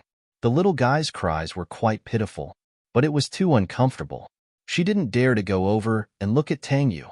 Her legs were still weak from the kiss last night. Lin Yun was also in a difficult position. One was her son, and the other was her nephew. Although her son had divorced her, her son was still thinking about her. Lin Yun's attitude was vague. She didn't want to lose her composure as an elder in front of Jinrong. Lin Jinrong was well aware of it, but he pretended not to know. He played with Xiaoxin for a while. She was more like a brother than Tang Yu. Xiaoxin wanted Pei Chi to hug her. Lin Jinrong put the little baby in Pei Chi's arms and smiled. Hug me for a while. Pei Chi hugged her and was a little worried that she would do the same thing she did that day. However, she didn't have any misgivings and obediently lay in her arms. She stared at Pei Chi with her big, tender eyes and licked her little lips. She looked especially cute and adorable. Pei Chi couldn't help but kiss her. Lin Yun looked at Tang Yu. Tang Yu's expression softened a lot. Maybe this was what he had been looking for all his life. Xiaoxin's whole body was soft. She sat on Pei Chi's lap and wanted to eat. Happy birthday, little sister. Pei Chi sat with Xiaoxin on her lap. Lin Jinrong bent down and leaned close to them. They looked like a family of 3. That hurts, Tang Yu. At this moment, a waiter passed by. Lin Jinrong was about to get up. Although the waiter stepped back in time and didn't hit him, the soup in his hand spilled straight toward Xiaoxin and Pei Chi's arms. In the nick of time, a large palm blocked Xiaoxin's face, and the bowl of hot soup fell straight towards that large palm. Pei Chi's heart almost stopped beating. With a muffled groan, the back of Tang Yu's hand was red. The soup flowed down from the back of his hand. The waiter quickly put down the things in his hand and wiped Tang Yu's fingers with a tissue. When he saw Tang Yu's face, he was even more shocked. "Mr. Tang, I'm sorry." Tang Yu didn't make things difficult for him. He just said indifferently, "Clean up."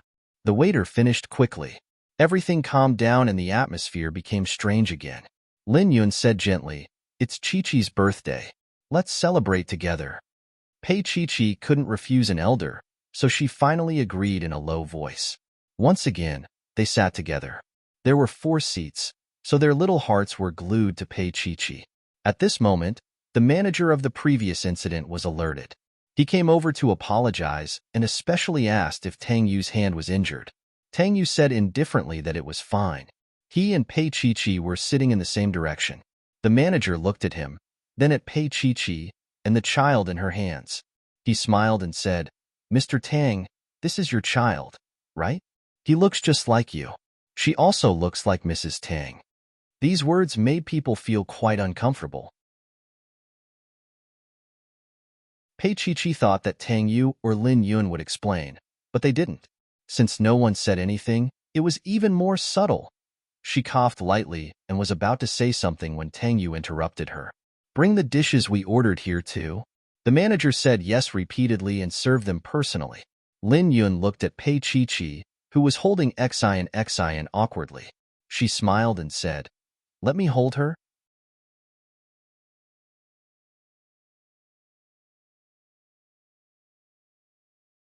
Chapter 835. Cake. "I want to eat cake." Xiaoxin pointed at the pretty doll on the cake and licked her lips. Pei Chi-Chi was about to eat when Lin Jinrong smiled. "You can eat after the meal. Children eat sweets first and then refuse to eat later." "You seem to know a lot." Pei Chi-Chi spoke unnaturally. Lin Jinrong looked into her eyes and said slowly, "Sometimes when Aunt comes back, she will take care of Xiaoxin." Pei Chi-Chi responded with an "oh" and then didn't know what to say. The 4 adults present did not make a sound. Only little Xiaoxin was eating her heart-shaped lamb chop. It was especially fragrant and sweet. It smelled so good. Pei Chi-Chi looked at Xiaoxin's little face and couldn't help but think of the restaurant manager's words. Looking closely, Xiaoxin did look more like Tang Yu, and also somewhat like herself. Perhaps it was because Tang Yu and she were related by blood, so she had this illusion, but she still felt that it was a little strange. At this moment, Lin Jinrong said calmly, "Chi-Chi, I have something to say to you later." Tonight's arrangement was probably ruined. He couldn't propose to her in front of so many people, let alone in front of Tang Yu. As for Tang Yu's appearance at this time, Lin Jinrong didn't think it was purely a coincidence. However, he didn't say it out loud. Some things would be bad if he said it out loud. If he said it out loud, he might not even have the slightest chance. Pei Chi-Chi looked at him and forgot to react for a moment. Suddenly, her hand under the table was caught by someone. A warm big palm caught her little hand. It wasn't a tight grip, but she couldn't break free easily. It was Tang Yu. She struggled a little, but he held her even tighter. At this moment, the strength of a man and a woman was so distinct. Pei Chi-Chi didn't dare to look at him, nor did she dare to look at Lin Jinrong and Lin Yun, who were opposite her, for fear that they would see through her. It wasn't that she didn't want to struggle, but if she struggled, it wouldn't be good for anyone.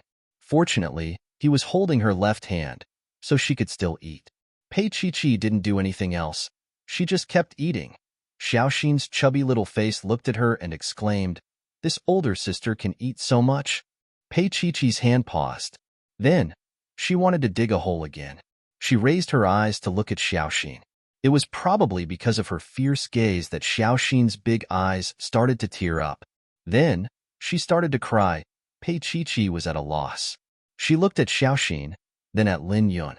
She wanted to comfort Xiaoxin, but her hand was held by Tang Yu.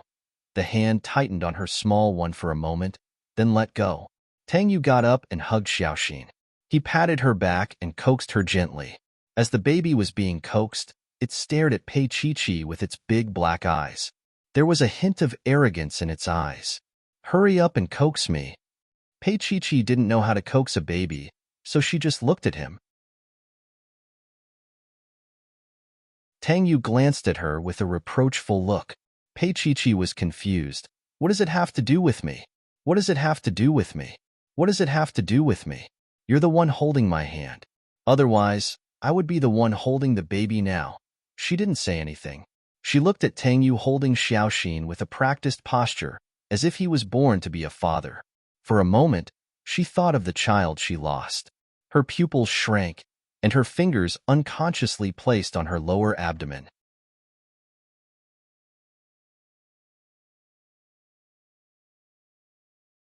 Chapter 836.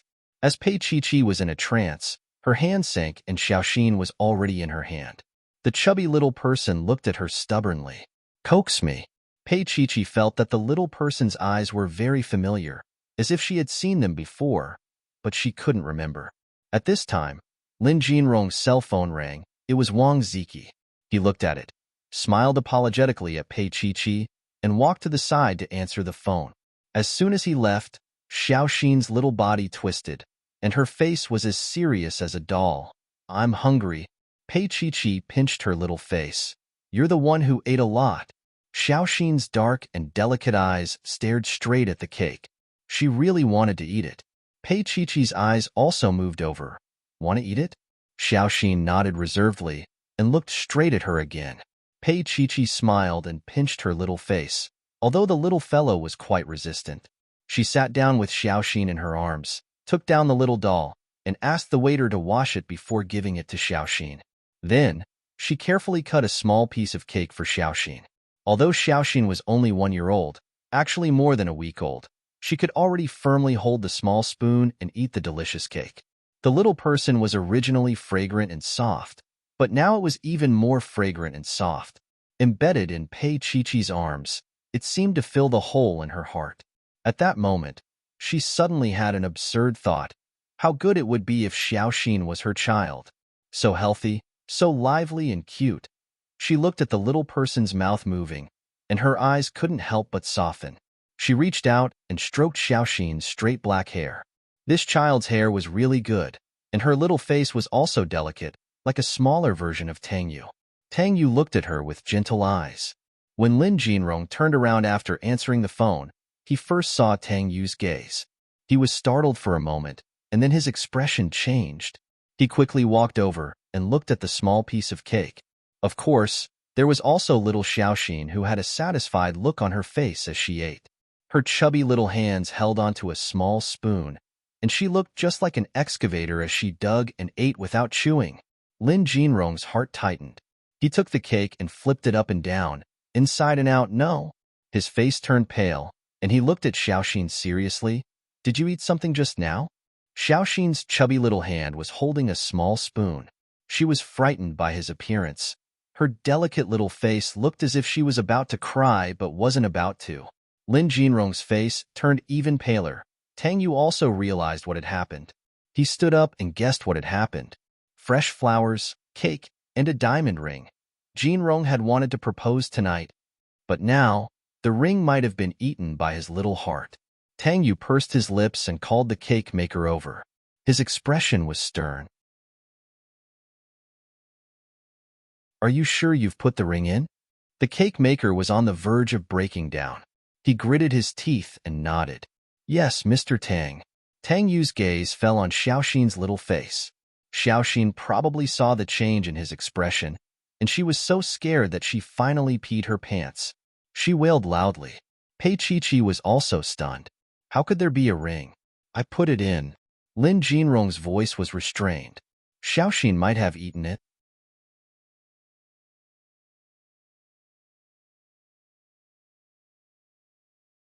Chapter 837. Tang Yu took 2 steps, paused, and stretched out his long hand. He held Xiaoxin in one hand and grabbed Pei Chi's hand with the other.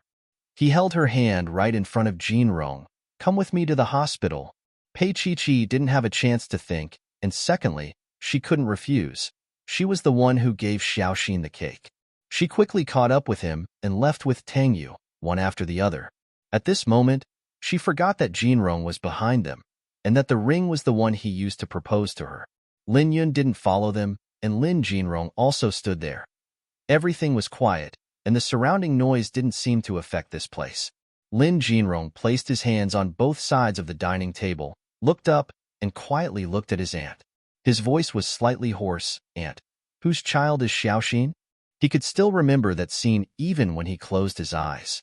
Tang Yu and Pei Chi sat together, Xiaoxin between them, and the three faces looked strangely harmonious. Even the manager said that they were a family. Lin Yun smiled. Of course she's my child. Lin Jinrong's face had a touch of bitterness. Really? Lin Yun could only sigh softly. Actually, tonight was a hint. If Jinrong was smart, he shouldn't fall for it anymore. Nothing would happen between him and Pei Chi. Tang Yu quickly walked to his car with Xiaoxin in his arms, opened the back door, and handed Xiaoxin to Pei Chi. Sit in the back and hold her vertically. Call me if there's a problem. Pei Chi pursed her lips and nodded. Before he closed the car door, Xiaoxin's big watery eyes kept staring at him out of fear, and so did Pei Chi. His heart warmed, and he couldn't help but reach out to pinch Xiaoxin's soft little face, and then touched Pei Chi's. His voice was extremely hoarse. It's okay? Although he said that, he drove very fast, and the black sports car penetrated through the city's reinforced concrete, speeding through the neon lights. Although he was anxious, his heart was warm. His wife and son were sitting in the back of his car. What he had always longed for, what he had dreamt of enchanting. The word enchanting was a typo. I forgot how to write it. Soon, the car stopped in front of the outpatient department of Shengyuan Hospital. On the way there, he contacted an expert in the digestive system.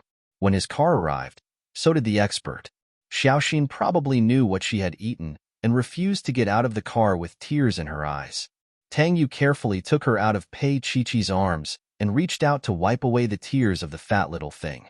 He said in a low voice, "Baby, you have to be careful when you eat in the future, okay?"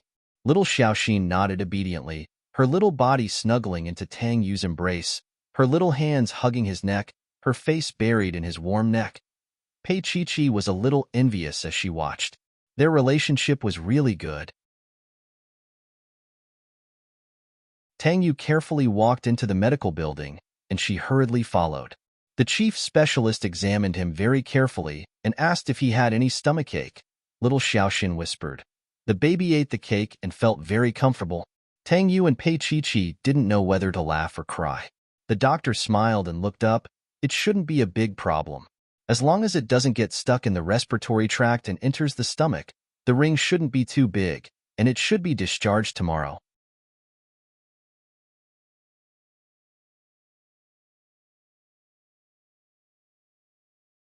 Chapter 838. The doctor coughed lightly. It shouldn't be difficult to expel it. All right, get a basin and check tomorrow. You can only rest assured if it's discharged. Tang Yu nodded and went out. The nurse led him to a separate suite on the 5th floor. It wasn't the usual white of the hospital. Instead, it had pink walls and a pink princess bed. Everything was pink, just like a child's room at home. Pei Chi was a little surprised. Tang Yu went over and put Xiaoxin on the bed. He calmly explained the doubts in her heart. She was not in good health since she was born, and she has severe rhinitis. It will flare up in spring, so we arranged a separate room for her in the hospital. Pei Chi didn't say anything. She sat on Xiaoxin's bed and looked at the chubby little guy. She asked softly, "Does your stomach hurt?" Xiaoxin shook her head and then yawned. "I'm so sleepy." The chubby little guy crawled over skillfully and snuggled on her body. His intention was very obvious. Tang Yu took a deep look at Pei Chi and took a pack of cigarettes out. Coax her to sleep? Pei Chi was a little confused. "This is your sister. Why didn't you coax her?" But Tang Yu had already walked out. Pei Chi looked down at the little guy lying on her body and snuggled anxiously. She closed her eyes and followed the little guy. After a while, the chubby little hand quietly unbuttoned her blouse and then burrowed into her arms. His fluffy little head arched against hers. Pei Chi closed her eyes. It was just a child. It was nothing. She was also a little girl. Perhaps it was because she had eaten too much before, and after tossing and turning for a while, Xiaoxin fell asleep after sucking twice. Her chubby little hand held onto Pei Chi's, and her whole body snuggled into Pei Chi's arms. Her breath was also on Pei Chi's neck. It was as warm as a hot water bottle. Pei Chi waited for her breathing to stabilize before getting up. She put the little girl down and looked at her again. The more she looked at her, the more she felt that Lin Yun looked good. Her facial features resembled Tang Yu's. It seemed that Lin Yun's genes were too strong. After looking for a while, she gathered her clothes and went to the bathroom to tidy up. She turned on the tap and splashed cold water on her face. She felt that her face was a little hot. She needed cold water to cool down, although she did not know why she felt hot. There was also a kind of uneasiness hidden in her heart that had broken out of the cocoon, but she couldn't find the reason. The bathroom door was pulled open silently. Then, a person appeared in the mirror. He hugged her from behind. Jun Yin rested on her shoulder. His gaze was deep, meeting hers in the mirror. Is Mr. Tang blinking again? If it is, I think your fiancé will be very happy to accept. She did not retreat and looked at him, forgetting that her clothes were disheveled. His large hands grasped her waist and slowly moved downwards. His voice was neither fast nor slow. I've always had those thoughts about her. He lowered his head and nibbled on her fair shoulder. At the same time, her t-shirt slid down her shoulders and piled on her waist. Because of the cold, she arched her delicate body and curled up. He took the opportunity to move forward, and her body was pressed tightly in front of the mirror. The front was cold, and the back was his hot male body. One hot and one cold, and it was like a torment in her heart.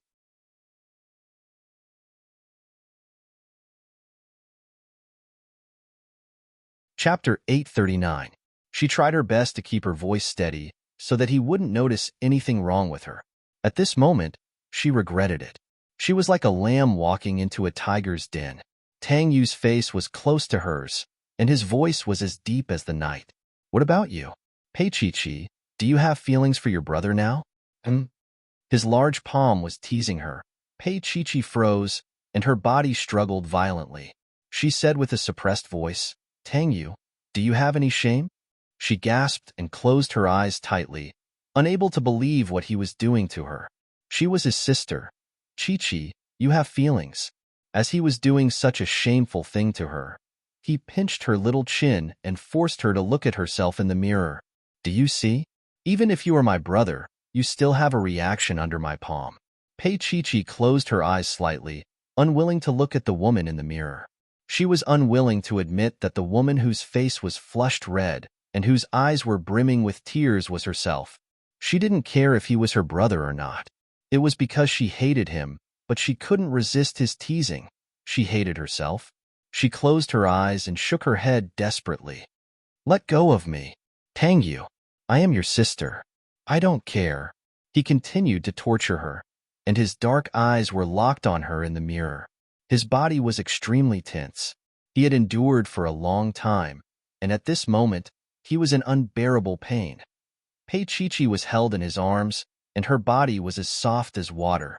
He knew all her weaknesses. Her eyes opened slightly, and she looked at the man in the mirror. Don't care? Pei Chi's face gradually became cold, like a cold fragrance in winter. Tang Yu, do you dare to want me? Her voice was soft. While Tang Yu was in a daze, she had already turned around, and her little hand was on his shoulder. She looked up at his depressed face. His Adam's apple kept moving, and his body instantly tensed under her fingertips. Pei Chi tiptoed, and her little mouth reached his neck, kissing his Adam's apple. Her voice was especially hoarse. Do you dare to take your sister? Tang Yu narrowed his eyes as he held onto her waist, almost breaking her in half. His breathing became hotter and hotter, as if he was breathing fire. If you feel guilty, then don't pester me. She bit his neck mischievously. Just like in the past, however, Tang Yu clearly felt that she was different. His Chi had been corrupted by old Kansas. When had she ever been such a shy and charming little thing? When had she ever been so bold? Tang Yu was in a dilemma. Should he take her or let her go? His large hand held hers tightly, and her eyes were filled with provocation, dazzling to the point of dazzling. Covering her eyes with one hand, he lowered his head and kissed her lips. At the same time, he carried her to the sink. He kissed her greedily, holding her little face so that she could not escape.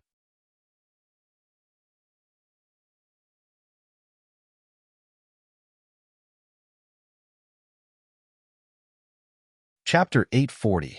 She even kicked off her skirt and just sat there like that. Compared to before, she was thinner, but some parts seemed to be fuller. Tang Yu's Adam's apple kept rolling sexily. He really wanted to press her down and have sex with her. But what did she call him? She called him brother. The nickname in the past was so ironic and unsurpassable at this moment. The veins on his forehead were bulging, and his voice was tense. Put on your clothes. Pei Chi was unmoved and continued to sneer. Tang Yu, will it be all right if I put on my clothes? Will you stop pestering me then? Pestering. She used the word pestering. There was a hint of bitterness at the corner of his mouth, and his body also retreated a little dispiritedly. Slowly, he said with difficulty, Chi, wait for me for 2 years. He was already doing what he had to do. He really couldn't take the risk, so he would rather not give her hope for the time being. Perhaps he was wrong. He really shouldn't pester her like this and make her feel troubled, but he was so afraid that she would be together with Jinrong, Qin Anlin, and maybe more in the future. His little one was so beautiful, how could he not worry? But now, in her heart, he was already a shameless man. On the one hand, he was engaged to Shan Lian, and on the other hand, he was pestering her. His fingers wanted to touch her. When he touched her cheek, Pei Chi waved his hand away. Her body was pressed against the glass behind her, and her eyes were filled with despair as she looked at him. Don't touch me. She laughed softly, and tears flowed down her cheeks. Tang Yu, you're the one who gave up. You're the one who didn't want me or our child. Her hand was flat against his chest, and she looked a little absent-minded. Do you know what it means to have a dead heart and to live without seeing the sun? Her eyes were as sad as the day she found out about her identity. I thought that I had lost everything, but I still had you. You said, Pei Chi, you still had me. But in the end, I had nothing. Her voice was very soft, very slow. I don't have any family. I don't have a child. My husband has become my brother, someone else's fiancé. Now you want me to wait for you? Tang Yu, what should I wait for you? When you abort the child in my belly one more time? The last few words were uttered in a heartbreaking manner. Her face and eyes were filled with tears. She seemed to have gone mad. Why did you appear in front of me? Why did you tear open my wound? It wasn't easy for me to forget. Tears blurred her vision and made her look miserable, but she didn't care. If you pester me again and kiss me again, I will immediately agree to Jinrong's proposal. She looked at him and said word by word, not avoiding his gaze at all. Tang Yu's body stiffened. He looked at her little face and pursed his thin lips. Believe me, I'll do it. She looked fearlessly into his eyes, stubbornly meeting his gaze. The wound was torn open right after they kissed. He closed his eyes and softly spat out a few words. It doesn't hurt, so I don't love anymore. Chi, right? She couldn't understand what he meant, and she didn't want to understand. At this moment, she just wanted to escape from his side, because she couldn't bear to be hurt again. You're tuning in to the Romance Rendezvous YouTube channel. We're so grateful for your support, and don't forget to subscribe to join us on this incredible journey through captivating stories. Your generosity through donations truly makes a world of difference, as it's the primary source of revenue that allows me to expand and enhance this channel for you. Thank you from the bottom of my heart for being a part of this adventure.